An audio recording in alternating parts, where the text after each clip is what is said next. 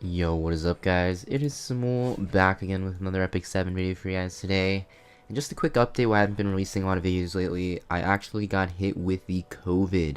Now don't worry guys, it's not that bad. Honestly, it just feels like a cold, and honestly not even like a bad cold. Literally just feels like a normal cold. So I'll be fine. But yeah, I decided to, kind of rest my vocal cords every few days and just make videos less frequently, although I'm still able to make videos as you can see. So yeah, before we get started with the video though guys, if you guys aren't already subscribed, make sure you guys subscribe to the channel. We're going to be reviewing a lot of units in the near future and be talking about that limited triple group summon coming out, and also about the collab coming out which has Guilty Gear units, and there's also new units coming out in the future. So that being said, let's get started with the video. Today we're going to be talking about Specter Tenebria. Now the reason why I chose Specter Tenebria guys is because Specter Tenebria is going to be your best choice for your Moonlight Blessing. Now Arbiter Village is also very good. I think Specter Tenebria is a little bit better though. If you want to be super efficient, what I actually recommend is you take Arbiter Village until you clear a lot of adventure mode, and then you switch eventually to Specter Tenebria, and then complete her for the quest, because she is technically a little bit better in PvP and late game PvE. So that being said, we're going to talk about what her skills do, best builds, what stats you want to aim for her artifacts, and yeah, just everything in general. So first off, let's talk about her skills and what she does. So her S3 is a single target attack, as you can see. It also will stun for 1 turn, and when an enemy dies, you're going to decrease the CR of all the other enemies by 50%. So this only works when you kill an enemy for the CR push back, but it's very, very strong. You can delay a lot of enemy units' turns this way, in PvP especially, very strong. And the damage dealt increases proportional to the number of debuffs inflicted on the enemy. Pretty nice bonus, especially for PvE, but not too powerful in PvP in my opinion. Next we have her S2. So this is kind of why she's like super strong.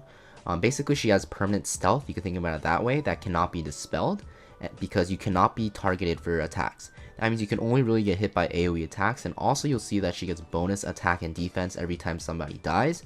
So in longer fights, she's going to get stronger and stronger. She's going to do more damage, and she's also going to get tankier. You're actually going to see why this fits in very well with her kit. Now we have her S1 is a single target attack with a 70% chance to inflict poison for 2 turns. This also cannot get counter attacks, so it's very nice against like Violet, Rems, Belly, and stuff like that. And when your S3 is on cooldown, actually this hits 2 enemies, and this hits extremely hard. And you're going to see that the soul burn here is you get an extra turn.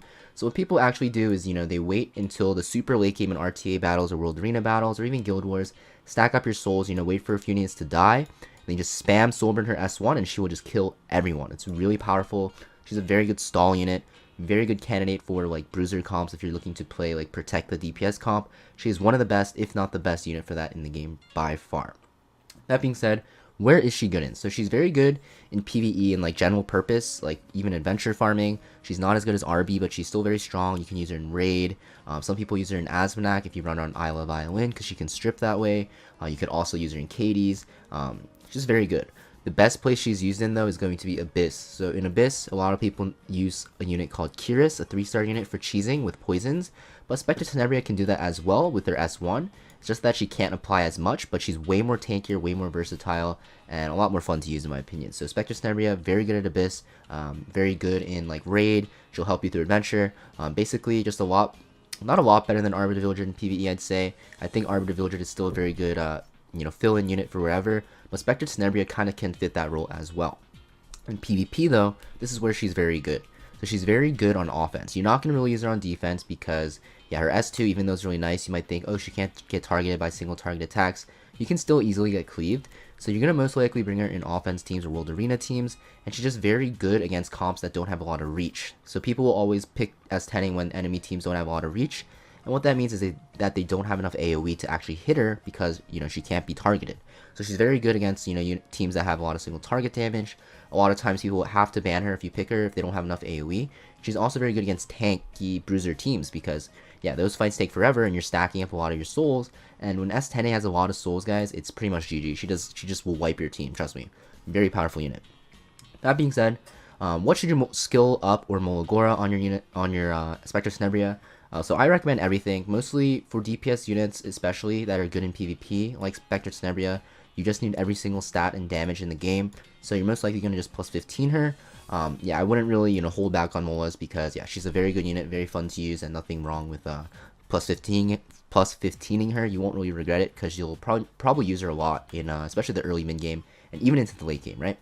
So that being said, what should you build on her? So this is my current build on S10A. I know it's nothing crazy. I moved a lot of her old gear, but right now the best builds are going to be speed set with immunity or lifesteal set with immunity. So I think you need immunity so you don't get CC'd on the first turn, because a lot of times, or not a lot, but some situations you're going to want to soul burn right away and then use your S3 to one-shot something.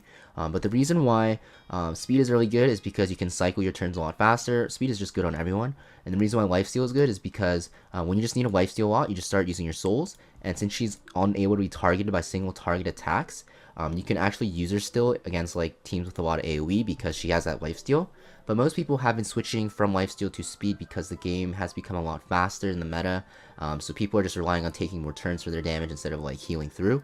But yeah, basically if you're running her on speed, it's a lot easier to gear her. Just aim for like 3.5k attack, 250 crit damage, 100% crit, or 100% crit chance, and 200 speed.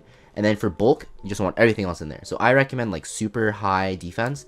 I think you should have at least 11k HP, but you really want like 1300 defense. So yeah, I probably want to lower her attack for more defense here and lower some of that effect resist as well.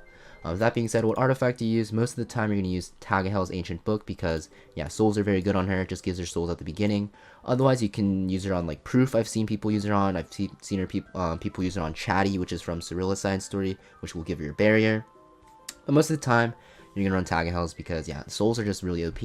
And Specter Tenebria is one of the best users of souls in the game. So I really, really recommend using that on her. Now, that being said, let me just say again, like, I don't think my Specter Tenebria is anything crazy. But I think she's okay. If you're running on a lifesteal though, you could probably drop this speed from 200 to 180, and then you want to aim for similar stats because she's a very, very strong unit. I'm just gonna go over my gear real quick. You can see like what kind of gear you're looking for to hit these stats. Nothing too crazy in my opinion. I do have one purple gear as well, but some of the gear didn't roll that well. I need to gem this out. Actually, can I even do this now? No, I can't. Actually, I might as well do this, right? So we're just gonna give her more attack here. But yeah, I'm gonna gem that for probably defense. Once I get a defense percent one, make it a lot more tanky. And yeah, these are boots. So yeah, you want to give her really good gear, guys. Don't hold back because she's a very strong unit in both PvE and PvP. And like I said, I really recommend picking her from your Moonlight connections if you haven't already for your last choice. If you're in the early game though, you can use RB or Arbor to Vildred until you get past a lot of story mode. But yeah, Specter Tenebria is a very powerful unit, guys. Don't hold back. Her imprint's like really good too. It's attack percent on herself. So for regular Tenebria or Fairy Tale Tenebria, if you get dupes, you're most likely going to end up using it on Specter because she is the best one in PvP right now. And honestly, she's like probably the best in PvE as well. So very, very good unit.